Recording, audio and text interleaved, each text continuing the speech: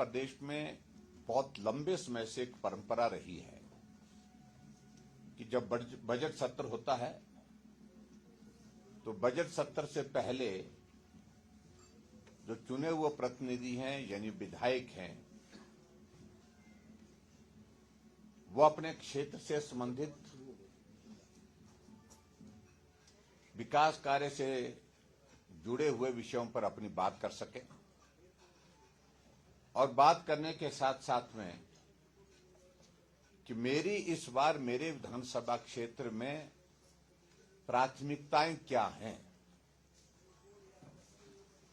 PWD में कौन सी सड़कें बननी चाहिए, पीडब्ल्यूडी में हमको कौन सा पुल बनना चाहिए, कौन सा भवन बनना चाहिए, आईपीएच में कौन सी स्कीम्स बननी चाहिए। क्योंकि जनप्रतिनिधि होने के नाते एक चुने हुए विधायक के पास जमीनी जानकारी होती है और उस जानकारी के आधार पर लोगों के साथ में जनप्रतिनिधि वहां पर जो और होते हैं, जो पंचायती राज संस्थाओं के चुने हुए प्रतिनिधि होते हैं, उनके माध्यम से जो सुझाव आते हैं कि हमारे इस इलाके के लिए इस योजना के माध्यम से आप अपनी बात विधायक प्राथमिकता में कहते हुए बजट का प्रावधान करें।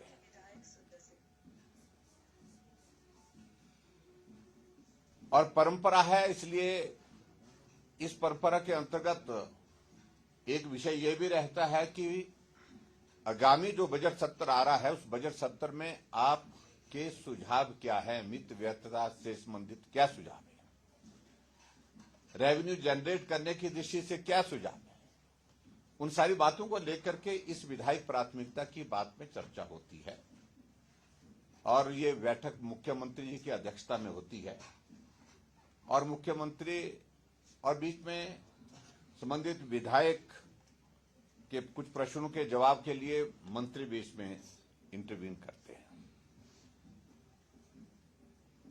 पिछले 2 वर्षों से हिमाचल प्रदेश में कांग्रेस पार्टी की सरकार है और 2 वर्षों से जो हमारे चुने हुए विधायक ऑपोजिशन के विशेष तौर से जिनका मैं जिक्र करना चाहूंगा,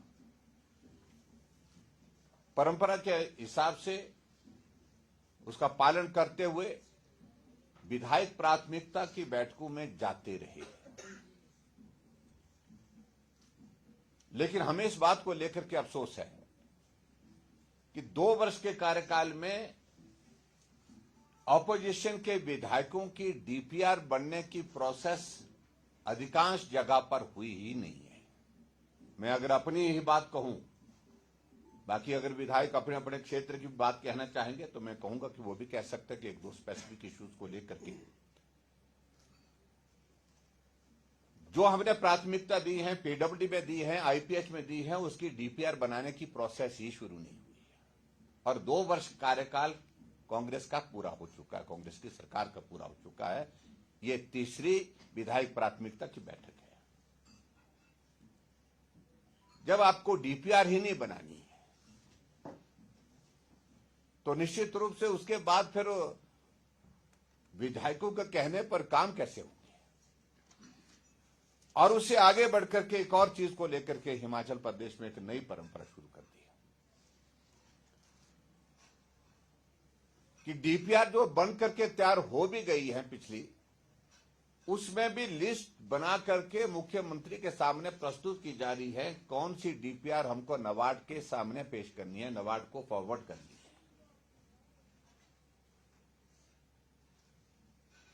और उसमें फिर जो है भारतीय जनता पार्टी यानी कि विपक्ष के विधायकों के जो डीपीआर बनी है उनके सामने कांटा लगता है और सिर्फ कांग्रेस के विधायकों की और कांग्रेस के विधायकों में से भी उन विधायकों के लिए प्राथमिकताएं तय हो रही है जो मुख्यमंत्री के करीब है, नजदीक है।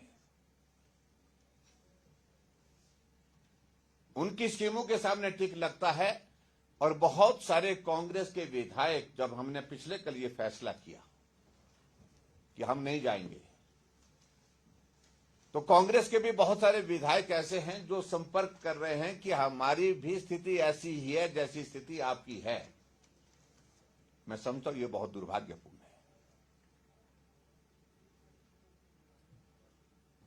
जब मुख्यमंत्री विपक्ष में हुआ करते थे तो विधायक इंस्टीट्यूशन की बहुत लंबी लंबी बातें करते थे।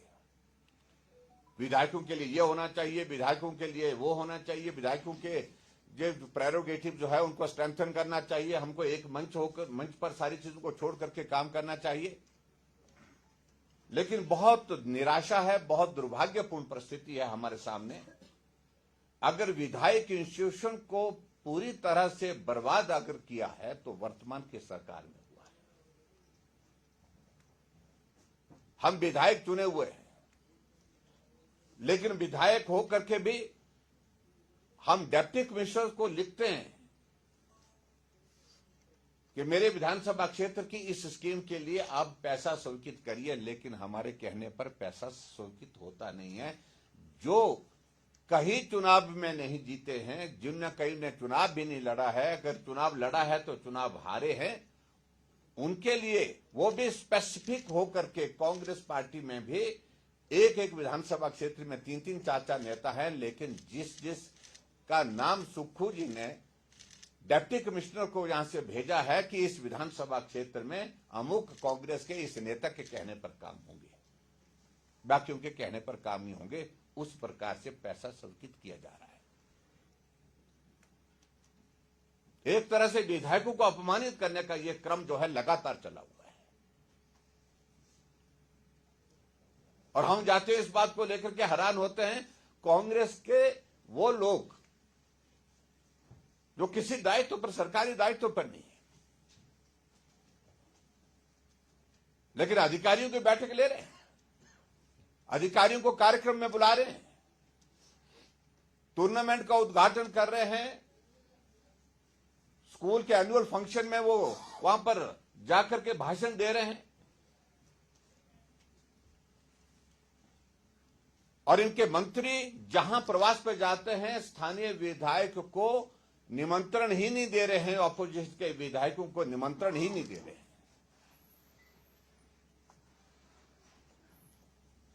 हम भी सरकार में 5 वर्ष रहे तो 5 वर्षों में हमने एक चीज को देखा, जहां मंत्री जाता था हमारे चुने हुए विधायकों को, वहां पर चाहे कांग्रेस पार्टी का है, उनको सूचना जाती थी, कार्ड जाता था, इनविटेशन जाता था प्रोग्राम का, उसके बाद उनको आने के लिए आग्रह भी करता था। कई जगह तो मंत्री और मैं व्यक्तिगत रूप से भी जहां जाता था वहां उनको बुलाने के लिए, निमंत्रण के लिए फोन करता था, लेकिन ये परंपरा ही समाप्त हो गई। लोकतांत्रिक मूल्य की अगर हम बात कहें तो मैं समझता हूं कि इससे बड़ा दुर्भाग्यपूर्ण परिस्थिति हमने आज से पहले नहीं देखा। हम पिछले कई सालों से व्यवस्थाओं का दौर देख रहे हैं, लेकिन विधायकों के लिए हमेशा, विधायक के लिए मुख्यमंत्री के दिल में, क्योंकि ये मेरे बराबर का, क्योंकि मैं भी एक विधायक हूं, मुख्यमंत्री भी विधायक होता हूं, मैंने इस भाव को हमेशा रखा। उनके कहने पर जो किया जा सकता है, जो जनहित के जो मुद्दे होते थे, उन मुद्दों को समाधान करने की दृष्टि से हमेशा हमने काम करने की कोशिश की है। ऐसी परिस्थिति में मैंने अपने विधायक दल के सब साथियों के साथ बात की और चर्चा करने के बाद हमारे सभी विधायकों का एक मत से एक फैसला था, और ये फैसला ये था कि जितना अपमानित विधायक इस वर्तमान सरकार के कार्यकाल में हुआ है, चाहे वो विधानसभा क्षेत्र के अंतर्गत सरकारी कार्यक्रमों में उनकी अनदेखी करना, अगर कोई विधायक मंच पर चला भी जाता है, मुख्यमंत्री या मंत्री की उपस्थिति में उनको जलील किया जाता है।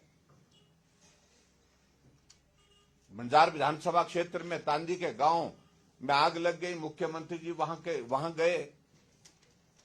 वहां के विधायक सुरेंद्र शौरी जी ने कहा कि मैं भी 2 शब्द बोलना चाहता हूं, लेकिन कांग्रेस का एक नेता था जिसका नाम भाषण देने के लिए वहां पर रख दिया गया था, लेकिन बाद में मुख्यमंत्री ने कहा कि कोई नहीं बोलेगा। विधायक को बोलने का मौका नहीं दिया। इतना बड़ा हादसा हुआ, उस हादसे में विधायक मुख्यमंत्री के सामने अपने क्षेत्र की बात को रखने के लिए वहां पर उपस्थित था, लेकिन उसके बावजूद उनको बोलने का मौका नहीं दिया गया। मैं समझता हूं यह दुर्भाग्यपूर्ण परिस्थिति है। मैं इसलिए इस बात का मैं जिक्र कर रहा हूं, मैं आदरणीय धूमल जी के सरकार के दौरान में मैंने एक नहीं अनेकों जगह मंच पर देखा, अगर विधायक सरकारी कार्यक्रम में आया तो सरकारी कार्यक्रम में वो बोलता था मंच से। मैं वीरभद्र सिंह जी को भी देखता था। मेरे विधानसभा क्षेत्र में वीरभद्र सिंह जी आए, मैं उनका स्वागत करने के लिए गया। स्वागत करने के बाद मैं अपने गाड़ी की तरफ मुड़ने लगा तो उन्होंने कहा आप कहां जा रहे हैं? मैंने कहा कि आपका कार्यक्रम जो रखा गया है उस कार्यक्रम में आपने आपके यहाँ के स्थानीय लोगों ने कहा कि कांग्रेस का महासम्मेलन है, इसमें तो हम कैसे जाएंगे? बोलते कुछ नहीं, बोलता आप आइए गाड़ी में बैठिए। पकड़ करके गाड़ी में बिठाया और वहां पर कार्यक्रम में भी पहुंचाया और वहां पर भाषण देने के लिए भी बोला। सरकारी कार्यक्रम नहीं है। इसलिए मुझे लगता है कि विधायक कितनी बार अपमानित होगा, कहां कहां अपमानित होगा। मैं अपने विधानसभा क्षेत्र का उदाहरण देता हूं। मैंने हॉर्टिकल्चर और फॉरेस्ट्री का एक कॉलेज खोला अपने विधानसभा क्षेत्र में।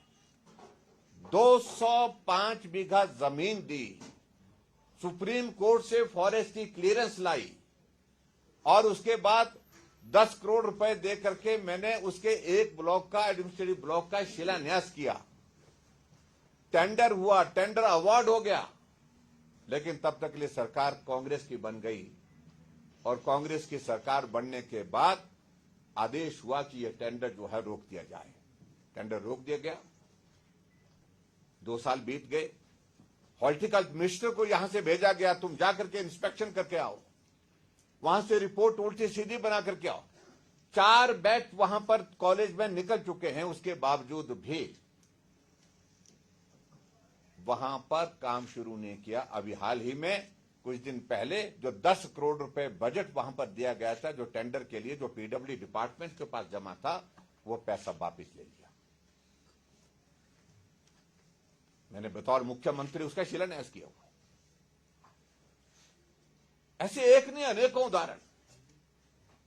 और उसी तरह सर मेरे विधानसभा क्षेत्र के अंतर्गत एक थुनाग में एक पुल है जिसके लिए बजट प्रावधान किया, काम शिलान्यास एज मुख्यमंत्री किया मैंने। और बतौर मुख्यमंत्री शिलान्यास करने के बाद काम शुरू, टेंडर हुआ, टेंडर होने के बाद काम शुरू हुआ, काम शुरू होने के बाद एक अबैटमेंट बन करके जो तैयार हुई पड़ी है 2 साल पहले की। लेकिन जब से सरकार बनी दूसरे साइड की अबैटमेंट अभी तक जो है उस काम शुरू नहीं किया, उसका पैसा रोक दिया गया।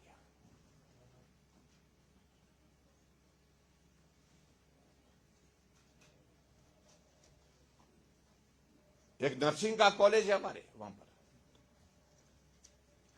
उसका काम रुका पड़ा हुआ, पैसा बंद कर दिया। मैं कितने उदाहरण दूं सारी चीजों को लेकर। और ऐसे उदाहरण एक विधानसभा क्षेत्र में नहीं, अनेक विधानसभा क्षेत्र में इस प्रकार के उदाहरण देखने को मिले। जहां जहां भारतीय जनता पार्टी का विधायक है वहां काम रोकना, काम बंद करिए।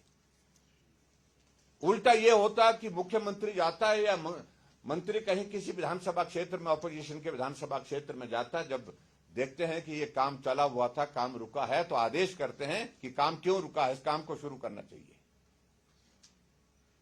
और यहां उल्टा है, काम अगर शुरू हुआ था तो ये काम क्यों चल रहा है, इसको बंद करने के आदेश देकर के आते हैं। जब इस प्रकार के हालात होंगे तो विधायक इंस्टीट्यूशन को तो तबाह कर दिया, बर्बाद कर दिया है हिमाचल प्रदेश में।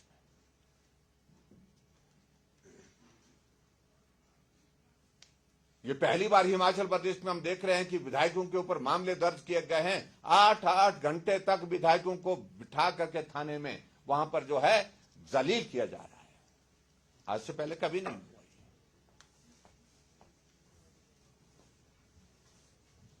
और उसके बाद हमसे पूछा जा रहा है कि विधायक प्राथमिकता की बैठकों में आना चाहिए। हमें मालूम, हम अपने दायित्व से अच्छी तरह से परिचित है, हमें इसे समझाने की कोशिश कोई ना करे। कहा कि जनहित के मुद्दों को उठा सकते थे, वहां पर उठाने के लिए हम लगातार जाते रहे, वहां पर उस परंपरा का पालन करते रहे, विधायक प्राथमिकता की बैठक में जाकर के। लेकिन उसके बावजूद हुआ जब कुछ नहीं, उल्टा जो बोला गया उसके विपरीत काम हुआ। एक स्वभाव बन गया मुख्यमंत्री जी का और इस वर्तमान सरकार का कि जो बोला जाता है उसके विपरीत काम करना।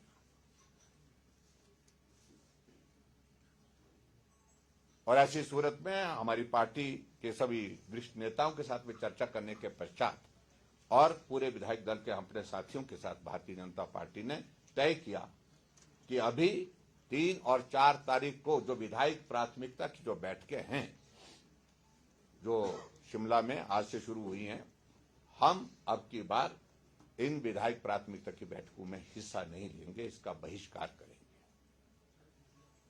और वजह मैंने आपके सामने बड़ी विस्तार से मुझे लगता कि सारी एक्सप्लेन कर दी है। और इसी तरह से मैं इस बात को मैं भी कहना चाहूंगा कि जो मुद्दों को लेकर के कोई कह रहे हैं कि भाई आप अपने क्षेत्र का प्रतिनिधित्व करते हुए आपको बात कहनी चाहिए थी, हम अभी बजट सत्र आएगा, बजट सत्र के दौरान विधानसभा के अंदर उन मुद्दों को उठाएंगे जो आज की इस बैठक में उठा नहीं पाए। लेकिन उठाने का कोई औचित्य नहीं है, कोई सुनता नहीं है। और मैं इस बात को देख करके हैरान हूं कि नीचे के सिस्टम में जो व्यवस्था परिवर्तन का ये दौर आया है, कभी भी चुने हुए प्रतिनिधियों को इतना अपमानित नहीं होना पड़ा जितना अपमानित वर्तमान की सरकार में हमारे चुने हुए प्रतिनिधियों को होना पड़ रहा है। विधायक निधि का पैसा हम स्वीकृत करके भेज रहे हैं, हम किसी कम्युनिटी सेंटर के लिए 3 लाख रुपए भेज रहे हैं, लेकिन रिलीज 10,000 रुपए किया जा रहा है, क्योंकि ट्रेजरी में सीलिंग लगा करके रख दी है कि 10,000 रुपए से ज्यादा पैसा रिलीज नहीं करना है। आखिरकार विधायक जाए तो कहां जाए? हमारे पास फिर एक ही प्लेटफॉर्म रहता कि हम इन मुद्दों को लेकर के आपके माध्यम मीडिया के सामने प्रदेश की जनता, अपने विधानसभा क्षेत्र की जनता के समक्ष रखें। ये हालात है। तो इसलिए हमने तय किया कि अपमानित करना बंद करिए, जलील करना बंद करिए विधायकों को, और खासतौर से विधायकों के इंस्टीट्यूशन को बर्बाद करना बंद करिए जिस प्रकार से वर्तमान सरकार कर रही है।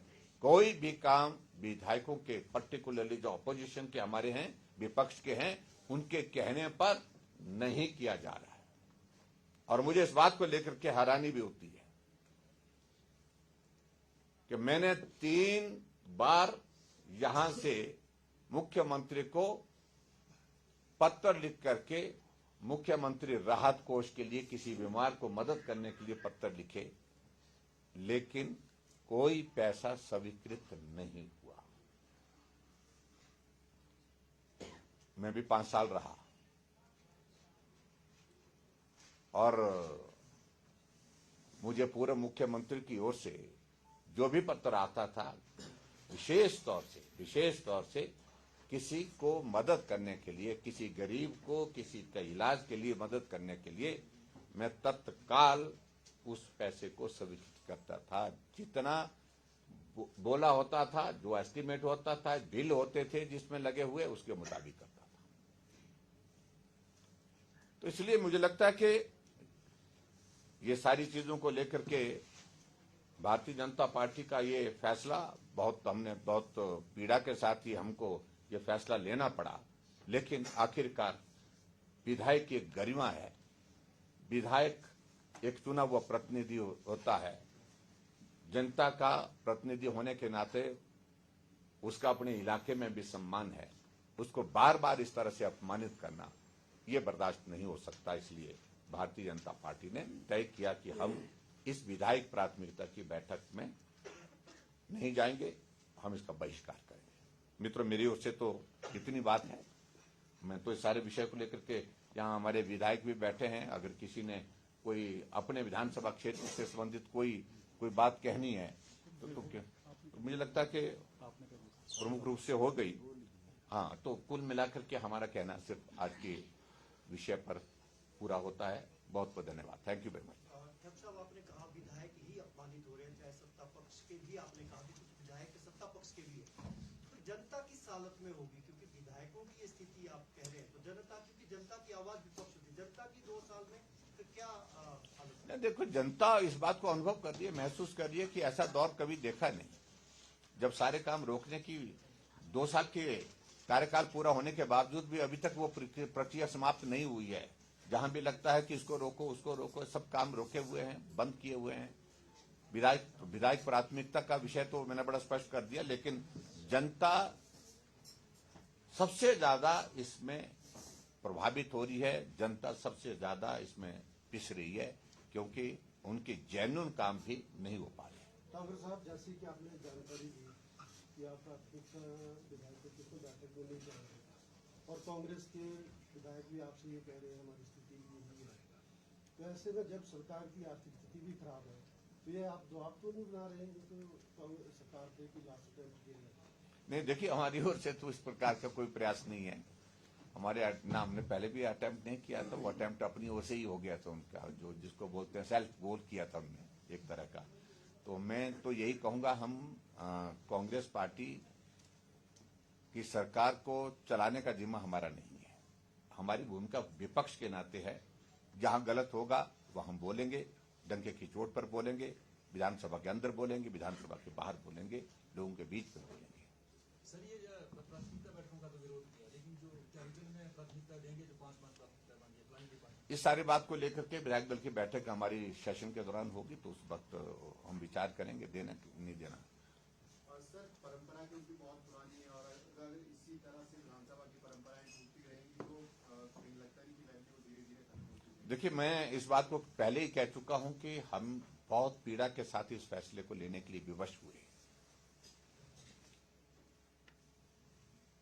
आज से पहले जब भी विधायक प्राथमिकता की बात होती थी, वहीं पर ही कुछ चीजों को लेकर के जब चर्चा होकर के डायरेक्शन होती थी,